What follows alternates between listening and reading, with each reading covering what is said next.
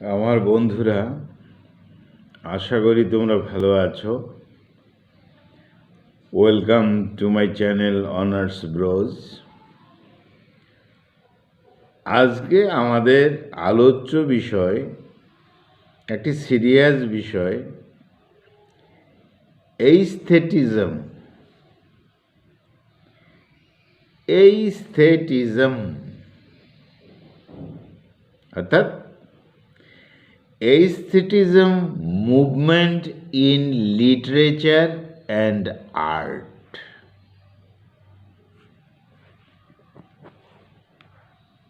aesthetism বিষয়টা কি? আমাদের কোনো কিছু ভালো লাগে, সেই ভালো লাগাটা কতটুকুন ভালো লাগে, সেই সুন্দর বা সৌন্দর্যপূর্ণ জিনিসটা যত সুন্দর ততটাই কি আমাদের ভালো লাগে? বা ওই যে সৌন্দর্যপূর্ণ জিনিসটা, তার মধ্যে যে প্রকৃত সৌন্দর্য রয়েছে, সে প্রকৃত সৌন্দর্যটা কি আমি বুঝতে পারি? বস্তুটার বা বিষয়টার যে অন্তর্নিহিত সৌন্দর্য রয়েছে, সেই অন্তর্নিহিত সৌন্দর্য কি আমার অন্তর বুঝতে পারে? যদি বুঝতে পারে, তাহলে আমি এস্থেটিক বিষয়টাকে উপলব্ধি করা সম্ভব। আর আমার হৃদয় মন অভিজ্ঞতা যদি তা না পারে, তাহলে সম্ভব নয়। এইস্থেটিক বিষয়টা শ্রেষ্ঠতর বিষয়, স্পিরিচুয়াল বিষয়, আধ্যাত্মিক বিষয়ের সাথে রিলেটেড রয়েছে। অর্থাৎ সুন্দর বা সৌন্দর্যের প্রকৃতিটা কেমন, সেটা আমি কি বুঝতে পারি? তাহলে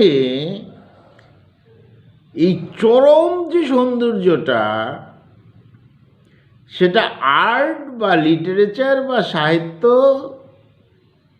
কবিতা, গল্প এইসবের মধ্যে ছড়িয়ে রয়েছে। সুন্দর বিষয়টা, প্রকৃত সৌন্দর্য বিষয়টা, প্রকৃত বিউটি বিষয়টা এই সমস্ত সাহিত্য, আর্ট, শিল্প, ফাইন আর্টসের মধ্যে ছড়িয়ে রয়েছে। কিন্তু প্রশ্ন হলো, সেটা আমরা উপলব্ধি করতে পারি কি? সেই সৌন্দর্যটা আমাকে যথেষ্ট প্লেজার দেয় কি? ধরা যাক সত্যজিৎ রায়ের পথের পাঁচালী ফিল্মের কথা। কেউ সেই ফিল্ম দেখে আজীবন মনে রেখেছে, প্রতিটি শব্দ, প্রতিটি ডায়লগ, প্রতিটি দৃশ্য, প্রতিটি ক্যারেক্টার, চেহারা, সৌন্দর্যটাকে মনে রেখেছে, ভুলতে পারেনি। অর্থাৎ সেই পথের পাঁচালীর যে সৌন্দর্য, সেই সৌন্দর্যটা তার হৃদয়ে প্রতিফলিত হয়েছে। কিন্তু কারো কাছে না, পথের পাঁচালীতে সত্যজিৎ রায় কি করেছেন, কত ভয়ঙ্কর কথা। তাহলে একজন ব্যক্তি সারা জীবনের সৌন্দর্যের রসদ পেয়েছেন, আর আরেকজন ব্যক্তি কিছুই খুঁজে পাননি। তাহলে এটা ডিপেন্ড করবে, এস্থেটিক বিষয়টা নির্ভর করবে ব্যক্তি বিশেষের মনন, চিন্তন, উপলব্ধি, সেন্সের উপর। অনেকে তো এমন আছে যে সারা জীবন ঠিক প্রকৃত সৌন্দর্য কি তার অর্থই সে বুঝতে পারল না, অজ্ঞই থেকে গেল সারা জীবন। এ শুধু পড়াশোনা জানলে হয় না, সাধারণ মানুষ সাধারণ অভিজ্ঞতা দিয়েও অসাধারণ সৌন্দর্যকে উপভোগ করতে পারে। যাই হোক, আমাদের সাহিত্যের মধ্যে এই ধরনের অন্তর্নিহিত সুন্দর বা বিউটি বা সৌন্দর্য লুকিয়ে আছে। এখন প্রশ্ন হলো, কজন পারে সেই সৌন্দর্যকে উপভোগ করতে? সৌন্দর্য পিপাসাই বা কয়জনের আছে? সৌন্দর্যের প্রতি একটা পিপাসা রয়েছে, সেটা কজনের আছে? কি দিয়ে মাপা যাবে? মাপাও তো কঠিন। যাই হোক, এরকম একটা ভারী বিষয় এইস্থেটিজম নিয়ে আমাদের আজকের আলোচনা। এই এইস্থেটিজম, এই সৌন্দর্যের বিষয়টি, অন্তর্নিহিত সৌন্দর্যের বিষয়টি লিটারেচারের মধ্যে, লিটারেরি মুভমেন্টের মধ্যে জড়িয়ে আছে। এর আলোচনা শুরু করতে হয় প্রথম ফ্রান্স থেকে, জার্মানি থেকে। ইংল্যান্ড পরে এসেছে। অর্থাৎ এই এস্থেটিজম বা এস্থেটিক বিষয়টার মুভমেন্টটা প্রথমে এসেছে ফ্রান্স, তারপর জার্মান, তারপর ইংল্যান্ড, তারপর বিশ্বজুড়া। দেখা যাক। সময়কাল ছিল 1750। জার্মানের এক ফিলোসোফার, এক দার্শনিক, যার নাম আলেকজান্ডার বাumgarten, তিনি প্রথম এইস্থেটিকা শব্দটি ব্যবহার করেন। এই এইস্থেটিকা শব্দটি আর্ট বা শিল্প সৌন্দর্যের উপর অ্যাপ্লাই করা হয়। আর্ট যখন বলবো, শিল্প যখন বলবো, সেখানে আর্ট, আর্টিস্টের কথাও থাকবে, ফাইন আর্টসের কথা থাকবে, গদ্য, সনেট, কবিতা, নভেল, ড্রামা, সমস্ত লিটারেচার, ভাস্কর্য, সমস্ত কিছু থাকবে তার মধ্যে কিন্তু, অর্থাৎ আর্ট।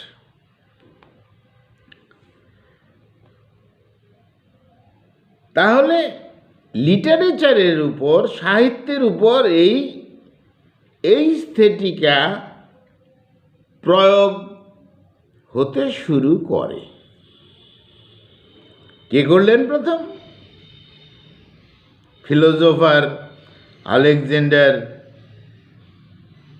বাumgarten, একজন জার্মান ফিলোসোফার। এইস্থেটিকা বিষয়টি কি? বিষয়টি হলো আমাদের যে পাঁচটা সেন্স আছে, নোজ, টাং, টাচ, আইস, ইয়ার্স, এই সেন্সগুলোর মাধ্যমে প্রকৃত সৌন্দর্যের প্লেজার বা আনন্দ উপভোগ করা।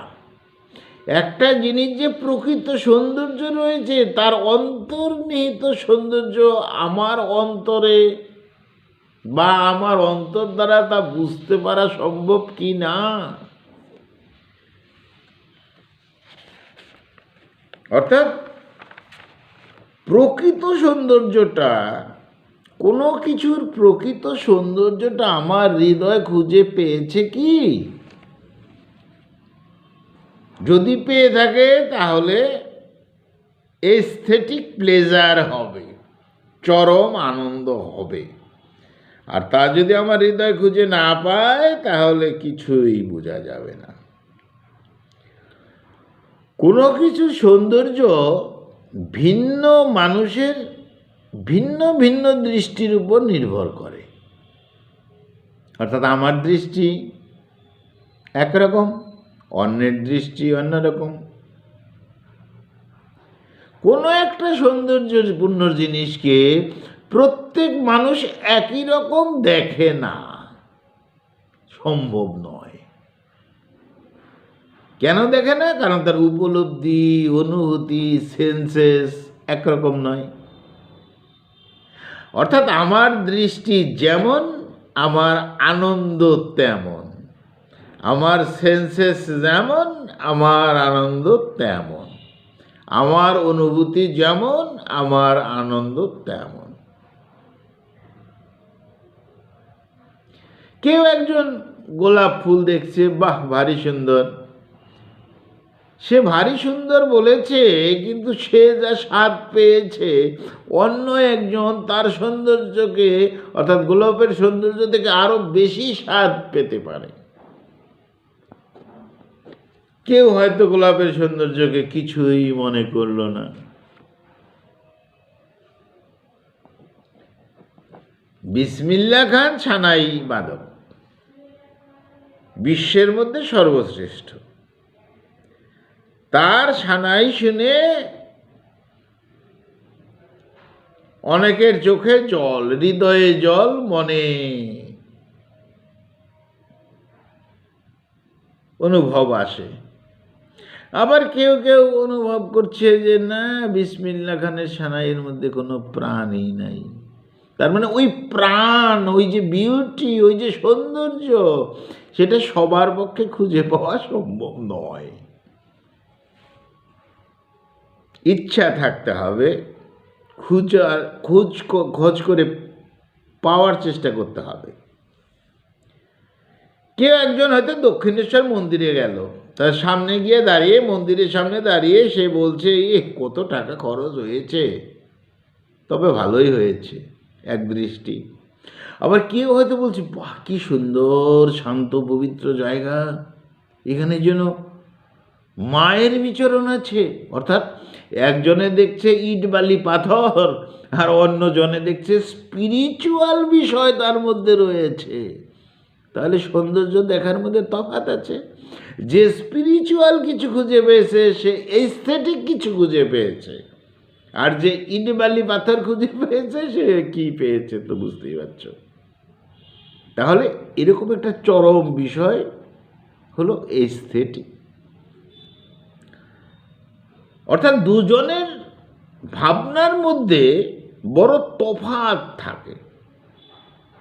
সৌন্দর্যটাকে সবাই খুঁজে পায় না। যদি পায় কেউ সৌন্দর্য, পৃথিবীর সব জিনিসের সৌন্দর্য যদি কেউ খুঁজে পায়, সেটা একজন সাধারণ মানুষ হবে না, অসাধারণ মানুষ, একটু ভালো লাগার মানুষ, সব কিছু ভালো লাগবে। কেউ কাককে দেখে বলছে এর মধ্যে কি সৌন্দর্য আছে, সে নোংরা আকস্মিত। কেউ আবার তাকিয়ে দিয়েছে, কি সুন্দর কালো, অপূর্ব অপূর্ব সৃষ্টি, ঈশ্বরের অপূর্ব সৃষ্টি। তাহলে দৃষ্টিভঙ্গির মধ্যে তফাৎ করছে। যে কাকের মধ্যে, কাক পাখির মধ্যে সৌন্দর্য খুঁজে পাচ্ছে, সে হয়তো ও এস্থেটিক কিছু খুঁজে পাচ্ছে, হায়ার লেভেলের খুঁজে পাচ্ছে, আমি হয়তো কিছুই খুঁজে পাচ্ছি না। সেই জন্য যারা প্রকৃতির সব কিছুর মধ্যে এস্থেটিক সৌন্দর্য খুঁজে পায় তারা ব্যস্ত থাকে সব সময়। তারা কখনো একাকী থাকে না। একা বসে থাকলেও তারা ব্যস্ত থাকে, রাস্তায় হাঁটলেও তারা ব্যস্ত থাকে, নদীর ধারে গেলেও ব্যস্ত থাকে, বনে জঙ্গলে গেলেও ব্যস্ত থাকে। তারা ব্যস্ত থাকে, কোথায় যেন ব্যস্ত থাকে তারা। কেন? মনে মনে সৌন্দর্য খোঁজ করছে। আবার তার পাশেই কেউ ঘুরছে, সে কিছুই খোঁজ করছে না।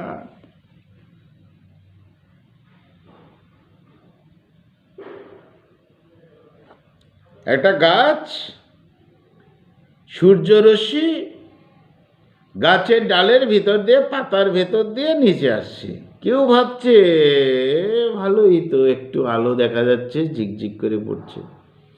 কেউ ভাবছে ঈশ্বর প্রদত্ত, ঈশ্বর প্রদত্ত, ঈশ্বর সৃষ্টি করেছেন সূর্য, তার রশ্মি পাতাকে ছুঁয়ে স্পর্শ করে, পাতাকে আদর করে আবার আমার কাছে এসেছে কিছু আহ্বান নিয়ে, যে ঈশ্বরের কথা ভাবো, কত অপূর্ব জিনিস। তাহলে যে এই কথাটা ভাববে, অন্তর্নিহিত কথা ভাববে, অন্তর্নিহিত সৌন্দর্যের কথা ভাববে, সে তো ব্যস্ত থাকবেই, সদা সর্বদা ব্যস্ত থাকবে। তাহলে এস্থেটিক বিষয়, কোনো কিছুর এস্থেটিক বিষয়কে উপলব্ধি করতে জ্ঞান, অভিজ্ঞতা, অনুভূতি, রিয়াল সেন্সেসের দরকার রয়েছে। অর্থাৎ অন্তর্নিহিত দৃষ্টি স্পষ্ট থাক, থার্ড আইটাও স্পষ্ট থাকতে হবে। দুটো চোখে হবে না, জ্ঞান চোখও লাগবে, থার্ড আই লাগবে। সব কিছু দিয়ে প্রকৃত সৌন্দর্য, এস্থেটিক বিষয় বোঝা যায়। সাধারণ সৌন্দর্য আর এস্থেটিক সৌন্দর্য সম্পূর্ণ আলাদা, সম্পূর্ণ আলাদা। অর্থাৎ স্বাভাবিকভাবে এস্থেটিক কথার অর্থ হলো বিউটি, বিউটি, সৌন্দর্য। Aristotle, sir Philip Sidney, doctor Samuel Johnson বলতেন, আর্ট বা শিল্প হলো মোরালিটি, গ্রেটনেস, মেসেজ দিবে। অর্থাৎ অ্যারিস্টটলের ধারণা ছিল যে সাহিত্যের মধ্যে কি থাকবে, মোরালিটি থাকবে। সাহিত্য পড়লে জ্ঞান হবে, গ্রেটনেস থাকবে, কোনো বার্তা দিবে, মেসেজ দিবে, এইসব। কিন্তু তাদেরকে চ্যালেঞ্জ করে বসলেন যিনি, তার নাম আলেকজান্ডার বাumgarten। তিনি বললেন পুরনো কথায় চলছে না, আর্টের মধ্যে বিউটি আছে কিনা নেই সেইটা হলো চরম কথা। সাহিত্যের মধ্যে প্রকৃত বিউটি আছে কি, প্রকৃত রস আছে কি, প্রকৃত এস্থেটিক প্লেজার আছে কি, তবে সাহিত্য হবে, তা নাহলে সাহিত্য হবে না। সবাই লিখলেই সাহিত্য হয় না। কেন? কারণ আমি লিখলে এই এস্থেটিক বিষয়গুলোকে ঢেলে দিতে পারি না। অন্য কেউ লিখলে, শরৎচন্দ্র লিখলে এস্থেটিক প্লেজার ঢেলে দিতে পারেন। তাই আলেকজান্ডার বাumgarten বললেন যে সাহিত্যের মধ্যে মরালিটি থাকতে হবে, এই চিন্তা করতে হবে, শুধু তা নয়। গ্রেটনেস থাকবে সাহিত্যের মধ্যে, তা নয়। কোনো বার্তা বা মেসেজ থাকবে, তা নয়। সাহিত্যের, আর্টের মূল কথা হলো বিউটি, তার অন্তর্নিহিত বিউটি আছে কি না। আর 20th সেঞ্চুরিতে এই বিষয়টিকে বলা হয় art is self sufficient. Art নিজে নিজেই নিখুঁত, আর্ট নিজে নিজেই পারফেকশন, পারফেক্ট।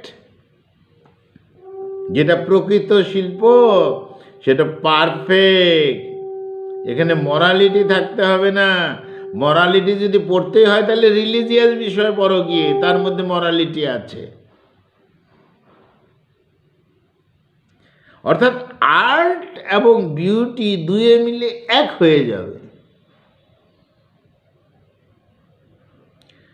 সহজ ভাষায় বিউটি মানে এস্থেটিক, সহজ ভাষায় বিউটি মানে এস্থেটিক, যেটা প্লেজার দেয়, যেটা আনন্দ দেয়।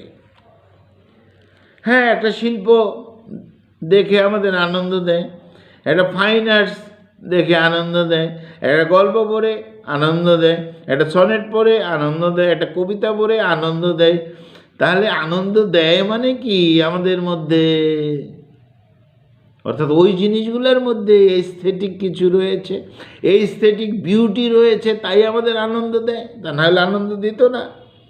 এবার বিউটি রয়েছে, আমি আনন্দ পাই না, সেটা আমার দুর্বলতা। বিসমিল্লাহ খানের সানাইয়ের মধ্যে প্রচুর বিউটি রয়েছে, প্রচুর রস রয়েছে, আমি পাই না, আমার দুর্বলতা, আমার সেন্স কাজ করছে না। কিন্তু তার মধ্যে রয়েছে, সেই জন্য সমস্ত পৃথিবী তার সানাই শুনে, কি বলবো, তার সানাই শুনে একেবারে পাগল। স্বাভাবিক, কেন? রস রয়েছে না, তাই। তাহলে আর্ট, সাহিত্য আমাদের ভালো লাগে কেন?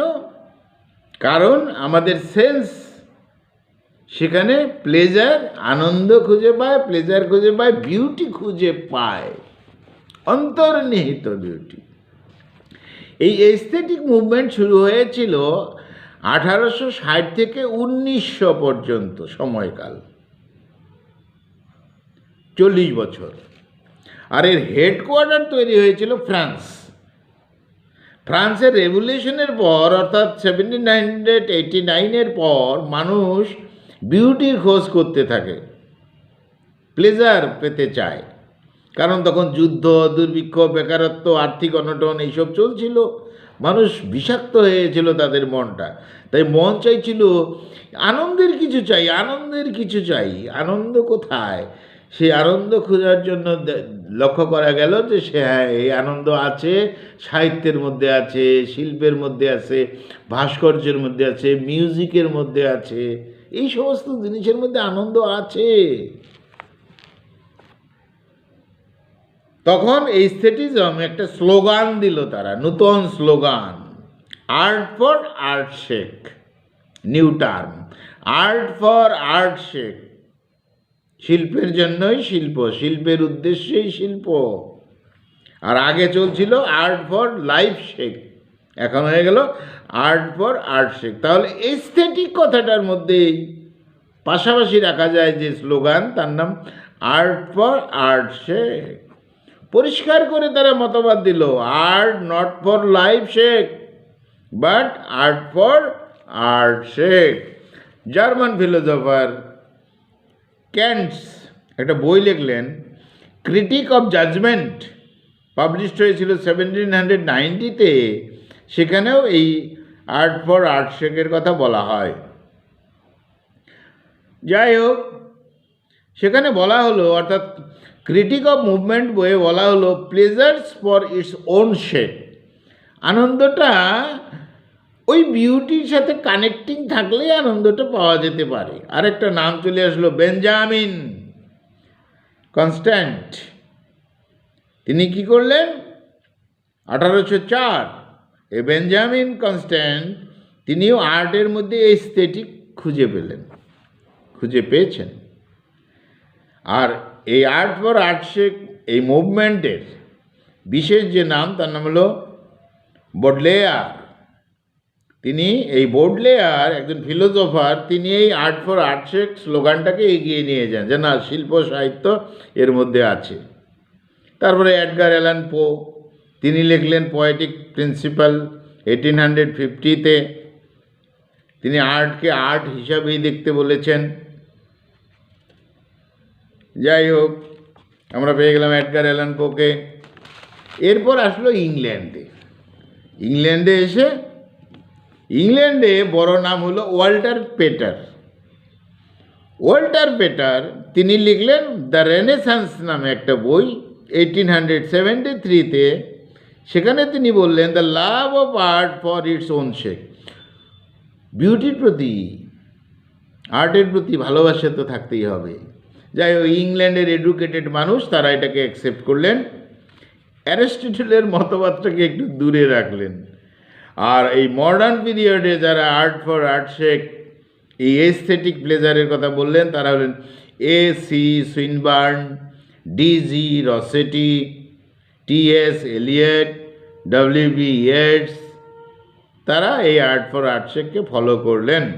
এবং ইংল্যান্ডে বিশেষ এক নাম অস্কার ওয়াইল্ড, যাকে বলা হয় দ্য ফাদার অফ এইস্থেটিজম, তিনিও এই আর্ট ফর আর্ট শেক বা এইস্থেটিজম ব্যাপারটাকে এগিয়ে নিয়ে গেলেন।